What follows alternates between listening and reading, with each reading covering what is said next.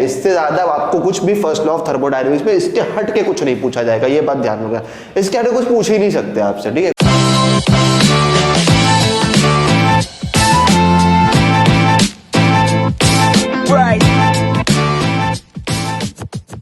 Hey guys, welcome back to GKP 360। तो आज हम लोग बात करने वाले हैं फर्स्ट लॉ ऑफ थर्मोडायनेमिक्स के बारे में। पिछले सारे लेक्चर में हम लोगों ने देखा था फॉर्मूले वगैरह डिग्री ऑफ फ्रीडम के, मोनोएटॉमिक, डायटॉमिक, ट्राइटॉमिक, वो सारी चीजें याद रखना, गामा क्या होता है, ये सारी चीजें हम लोगों ने देखी थी। बल्कि डिग्री ऑफ फ्रीडम के ऊपर मैंने अलग से एक लेक्चर बना दिया, पार्ट 3, ठीक है। अगर आप यूट्यूब पर डालोगे पार्ट 3 के आंकड़ा पे डालो तो आपको मिल जाएगा डिग्री ऑफ फ्रीडम के बारे में। आज हम लोग बात करेंगे बेटा फर्स्ट लॉ ऑफ थर्मोडायनेमिक्स के बारे में। First law of thermodynamics basically क्या है ना बेटा, इसको हम लोग प्यार से बोल सकते हैं कि law of conservation of energy ही है एक तरीके से, ठीक है। कभी कभार नहीं ये एमसीक्यू वगैरह में पूछ भी लेता है या वन लाइनर्स में, ठीक है। अगर कहीं आपके एमसीक्यू वगैरह कुछ ऐसी चीजें हैं, कंपटीशन वगैरह, ऐसे कंपटीशन में तो नहीं पूछेंगे इतना आसान, लेकिन कभी आपके कॉलेजेस वगैरह में पूछ सकते हैं कि first law of thermodynamics also called dash या इज नोन एज, तो law of conservation of energy भी इसको कहा जाता है thermodynamics, first law of thermodynamics को, ठीक है। अब याद रखना इधर होता क्या है, इधर होता ये है कि डेल्टा यू, या तो पहले तो यू ही लिखते हैं सिर्फ, U is equal to Q plus W, ठीक है। इसको हम लोग कुछ इस तरीके से रिप्रेजेंट करते हैं फर्स्ट लॉ ऑफ थर्मोडायनेमिक्स को कि U is equal to Q plus W. अब ये U क्या होता है, Q क्या होता है, W क्या होता है, जरा देखते हैं, ठीक है। U को हम लोग बोलते हैं बेटा internal energy of the system. क्या बोलते हैं? Internal energy of the system, ठीक है। Q को हम लोग बोलते हैं heat energy of the system, ठीक है। फिर work done for system, work done for system, ठीक है। ऑफ या फ्रॉम नहीं बोल रहे, सिर्फ वर्क डन फॉर सिस्टम हम लोग बोल रहे हैं इधर, ठीक है। सिस्टम सराउंडिंग पे भी वर्क कर सकता है, सराउंडिंग सिस्टम पे भी वर्क कर सकता है, कुछ भी हो सकता है, डिपेंड करेंगे उसके ऊपर, वो लोग प्लस या माइनस साइन लेंगे, ठीक है। अब ये U is equal to Q plus W तो हम लोग ने देख लिया है, लेकिन सबसे पहली बात ना हम लोग सिर्फ U के ऊपर बात करेंगे। किसके ऊपर बात करेंगे बेटा? सिर्फ U के ऊपर बात करेंगे। तो U को as the name says internal energy of the system, मतलब सिस्टम क्या कर रहा है उसको U से कोई लेना देना नहीं है। U बोल रहा है कि सिस्टम कुछ भी करे, हमें उससे लेना देना नहीं है, लेकिन सिस्टम के जो मॉलिक्यूल्स हैं बेटा, सिस्टम के जो मॉलिक्यूल्स है ना, उनसे इसको लेना देना होता है। सिस्टम के जो मॉलिक्यूल्स है ना, उनसे इसको लेना देना होता है।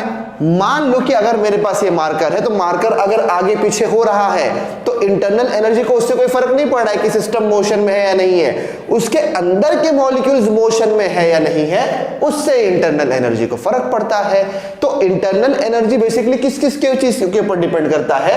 एक तो मॉलिक्यूल्स की काइनेटिक एनर्जी के ऊपर डिपेंड करता है, एक तो मॉलिक्यूल्स की काइनेटिक एनर्जी के ऊपर डिपेंड करता है अगर वो मोशन में होंगे तो। और काइनेटिक एनर्जी भी 3 प्रकार की हो सकती है, एक तो ट्रांसलेशनल हो सकती है, एक तो रोटेशनल हो सकती है, एक तो वाइब्रेशनल हो सकती है, बराबर। काइनेटिक एनर्जी भी 3 टाइप की हो सकती है।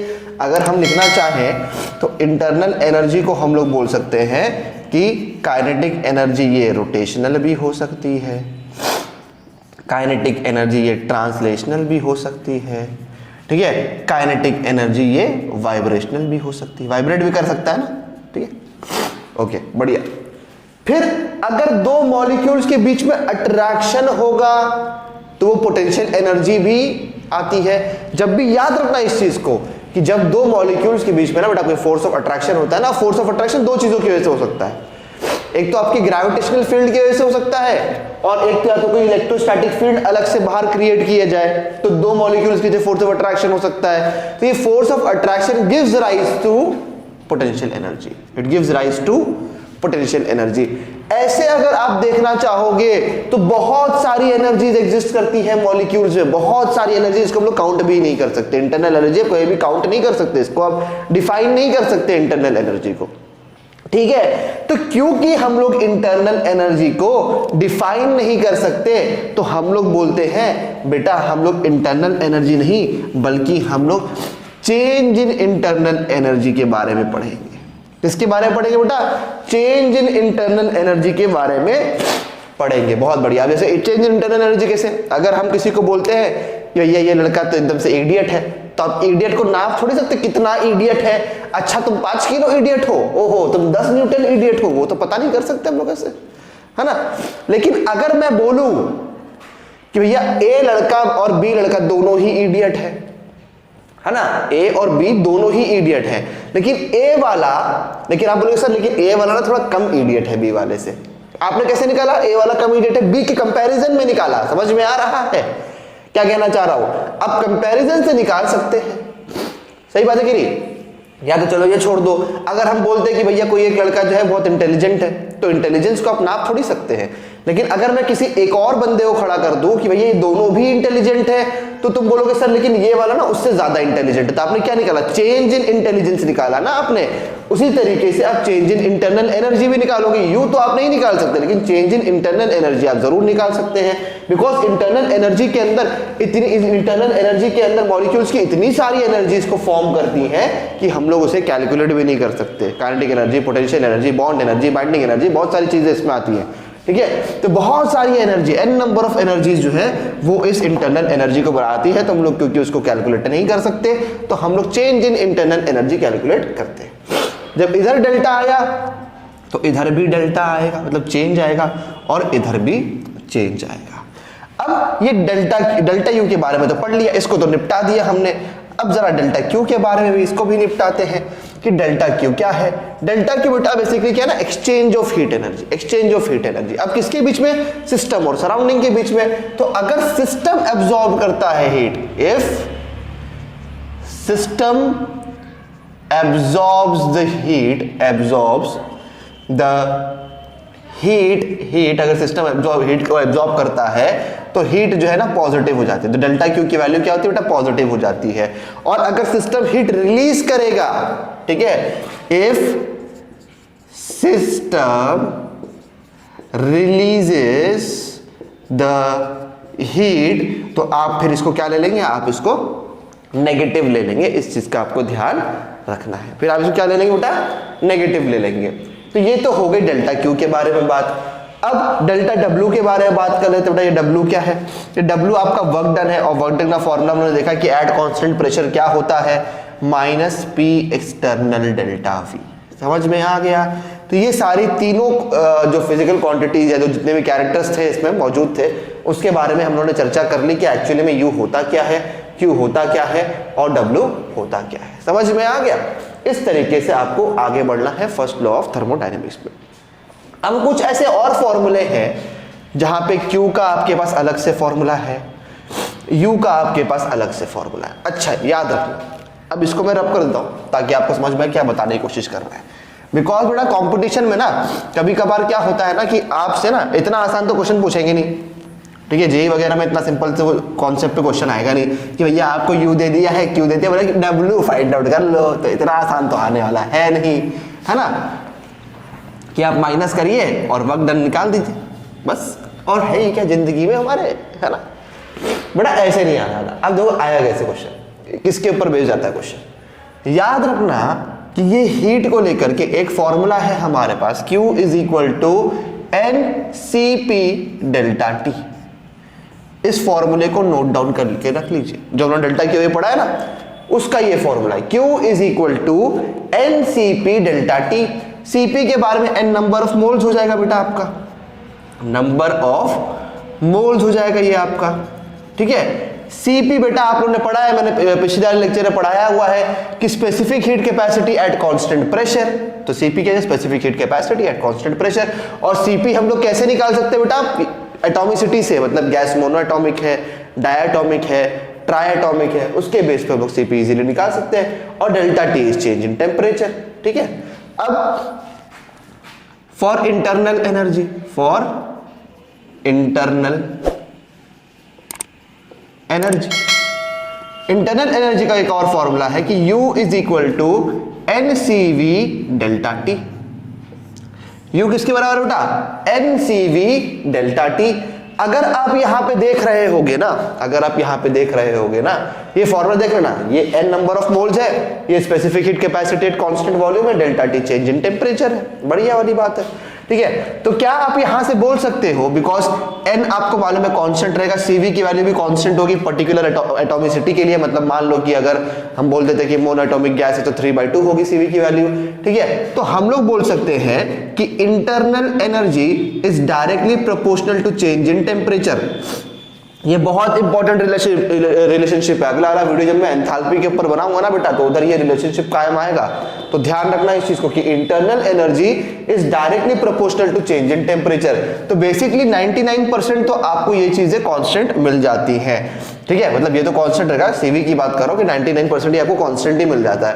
लेकिन कभी कभार कुछ कुछ क्वेश्चन में लोग बोल देते हैं कि सीवी जो है ना टेम्परेचर के हिसाब से चेंज होता है, सीवी जो है ना वो टेम्परेचर के साथ चेंज हो रहा है, तो सीवी थ्राइस ऑफ टी है या 4 टाइम्स ऑफ टी है, इस तरीके से आता है कि सीवी टेम्परेचर के साथ चेंज होता है। तो आप क्या करोगे, इसको इंटीग्रेट करोगे, कैसे इंटीग्रेट करोगे, du is equal to N C V D T, इस तरीके से आप जो है इसको इंटीग्रेट करोगे और आपको आंसर आएगा। मतलब सीवी किसके हिसाब से चेंज हो रहा है बेटा, टी के हिसाब से चेंज हो रहा है, तो फिर आपको इंटीग्रेट करके निकालना पड़ेगा।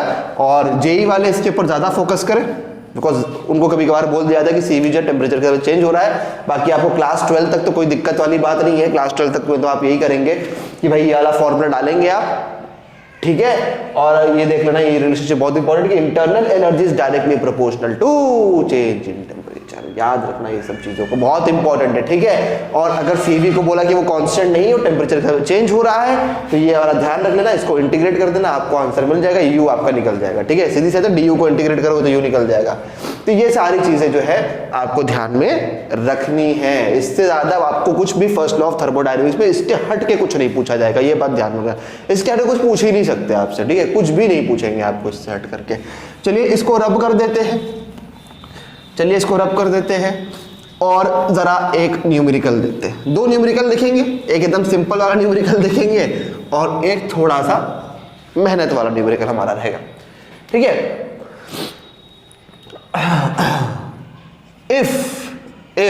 if मान लो 500 calories of heat is absorbed by the system and 300 calories of work is done on the system find the internal energy of the system, find the internal energy of the system। एक तो ये आपसे एकदम हलवा paratha question पूछ लेते हैं लोग, ठीक है। एक तो ये आपसे एकदम हलवा क्वेश्चन पूछ लेते हैं कि एकदम सिंपल सा क्वेश्चन है कि ये आपको Q भी दिया हुआ है, W भी दिया हुआ है, U पता कर लीजिए, सिंपल सी बात है एकदम से। चलो फटाफट करो इस क्वेश्चन को, कुछ टाइम दे रहा हूं मैं आप लोग को, 10-15 सेकंड का टाइम दे रहा हूं, फटाफट कर लो, बड़ा सिंपल सा क्वेश्चन है, ठीक है। चलो अभी इसको हम सॉल्व करते हैं। 500 कैलोरीज ऑफ हीट, मतलब Q की बात हो रही है भैया, इज एब्जॉर्ब, सिस्टम ले रहा है, एब्जॉर्प्शन के लिए मैंने क्या बोला था, Q पॉजिटिव होता है, तो हम लोग क्या बोलेंगे भैया कि डेल्टा Q जो है वो +500 है, ठीक है। फिर and 300 calories of work is done on the system पे काम हो रहा है, मतलब वर्क डन भी पॉजिटिव है बेटा, वर्क डन भी क्या बेटा पॉजिटिव है, ठीक है। तो U आपसे बोला है delta U is equal to delta Q plus delta W, तो कितना का 500 प्लस 300 और ये हो गया आपका 800। समझ में आ गया, कोई दिक्कत वाली बात तो 800 कैलोरीज आ जाएगा, ठीक है। तो इस तरीके से आपको करना रहेगा, तो इतना सिंपल टाइप का क्वेश्चन आएगा, ठीक है। बस लेकिन इसके साइन कन्वेंशन के ऊपर ध्यान देना। अब चलो अगले टाइप का एक क्वेश्चन देखते हैं, अगले टाइप का क्वेश्चन, इसको रब कर रहा हूं मैं, नोट डाउन कर लो कि अब अगले टाइप का एक क्वेश्चन कैसे पूछा जाएगा आपसे, उसका ध्यान देना आप लोग फटाफट। बड़ा ही सिंपल क्वेश्चन है, ठीक है। क्या बोला है, इफ कैसे लिख सकते हैं, if 1 mole of O2 is heated from 100 degree Celsius to 200 degree Celsius, ठीक है, find the work done in calories, ठीक है। इस तरीके से क्वेश्चन दिया है, if 1 mole of O2 is heated from 100 degree Celsius to 200 degree Celsius, find the work done in calories। अच्छा, आप बोलोगे सर ना तो इधर हीट दिया हुआ है ना ही इधर इंटरनल एनर्जी दिया हुआ है, अब वर्क डन कैसे पता करेंगे सर? तो अरे बेटा, अभी तो मैंने दो फॉर्मूला तुम लोग को बताया था। दो फॉर्मूले क्या कहते हैं कि delta Q is equal to NCP delta T, बेटा बताया तो था, एनसीपी डेल्टा टी, सही है। और U के लिए क्या लिखा था हम लोग ने? डेल्टा U के लिए क्या लिखा था? NCV delta T। अगर तुम लोग को याद होगा तो याद रखना। कुछ लोग बोलेंगे सर इसको सेल्सियस में रखे, केल्विन में रखे। बेटा एक चीज हमेशा याद रखना, जब भी चेंज इन टेम्परेचर होगा ना, तो change in temperature degree Celsius में लो या केल्विन में लो, आंसर सेम ही आने वाला है। अगर इसमें 100 का फर्क है तो अगर आप इसको केल्विन में कन्वर्ट करो, फिर आप इसको केल्विन में कन्वर्ट करो, माइनस करोगे तो भी 100 का ही फर्क आएगा, 100 केल्विन का ही फर्क आएगा। तो याद रखना एक चीज, बहुत इंपॉर्टेंट चीज बोल रहा हूं कि change in degree Celsius is equal to change in kelvin, ठीक है। अगर मैं बोलता हूं कि change in 1 degree Celsius is equal to change in 1 kelvin, लेकिन आप ये नहीं बोल सकते कि 1 degree Celsius is equal to 1 kelvin. याद रखना कि 1 डिग्री सेल्सियस 1 केल्विन के इक्वल नहीं होता है, लेकिन change in 1 degree Celsius is equal to change in 1 kelvin. समझ में आ रहा है? जितना इसमें चेंज होगा उतना ही केल्विन में चेंज होगा। तो आप 100 यहां पे आ रहे तो केल्विन में 100 का ही चेंज आने वाला है। अब सबसे बड़ा सवाल, नंबर ऑफ मोल तो चलो 1 हो गया, आपने बोला सर नंबर ऑफ मोल दोनों के लिए 1 1 हो जाएगा, डेल्टा टी भी दोनों के लिए हमें मिल गया, लेकिन सर सीपी और सीवी के लिए क्या करें? बेटा इधर देखो, यहां पे हिंट छुपा हुआ है। O2 क्या है बेटा? डायटोमिक है। O2 क्या है बेटा? डायटोमिक है। तो सीपी के लिए या सीवी के लिए हमारे पास फॉर्मूला क्या है बेटा? F/2R, ये सीवी का फॉर्मूला है, सही बात है। और कैलोरीज की बात की तो कैलोरीज में R लगभग 2 के बराबर होता है। तो डायटोमिक की बात है तो 5/2 इंटू R कितना है? 2 कैंसिल, तो सीवी कितना हो जाएगा? 5 हो जाएगा, सही बात है। उसी तरीके से आपको मालूम है कि सीपी की वैल्यू कितनी होती है?